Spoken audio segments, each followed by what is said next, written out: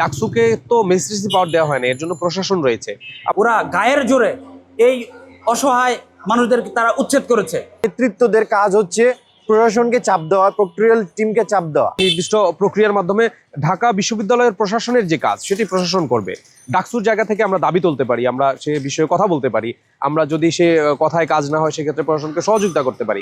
কিন্তু এর অর্থ কখনোই এটা না যে ডাকসু ম্যাজিস্ট্রেসি পাওয়ার নিয়ে নিবে এবং মোরাল পুলিশিং এর মাধ্যমে সকল সমস্যার সমাধান করবে, সেটি আমরা কখনোই চাই না। আমরা বিশ্ববিদ্যালয়ের মধ্যে নিরাপত্তা বিঘ্নিত করে এরকম যে কোনো যেসব পরিস্থিতি রয়েছে, যেমন উদ্বাস্তু, মাদক, ছিনতাইকারী, তাদের বিরুদ্ধে আমরা সবাই। প্রথম যেই রাজনীতিগুলো করেছে দু একটি সাংবাদিক নিয়ে, ওরা গায়ের জোরে এই অসহায় মানুষদেরকে তারা উচ্ছেদ করেছে।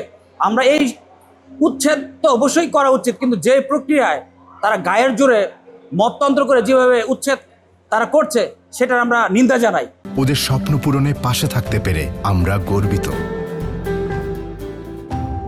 ডাকসুর নেতৃত্বদের কাজ হচ্ছে প্রশাসনকে চাপ দেওয়া, প্রক্রিয়াল টিমকে চাপ দেওয়া। আমরা দেখতে পেয়েছি যে ক্যাম্পাসে যখন আমাদের শাম্মু ভাইকে হত্যা করা হলো উদ্যানে, তখন ক্যাম্পাসের যে বর্তমান ডাকসু নেতারা তাদের বক্তব্য ছিল যে উদ্যান ডাকসুর বা কিংবা ক্যাম্পাসের এখতিয়ার বহির্ভূত একটা এলাকা।